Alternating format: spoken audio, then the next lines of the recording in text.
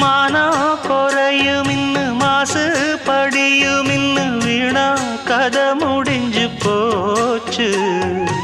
ஈசான மூலையில லேசான பள்ளி சத்தம் மாமன் பேர சொல்லி பேசுது. ஆறாத சோகந்தன்ன தீராம சேர்த்து வச்சு ஊரும் சேர்ந்து என்ன ஏசுது.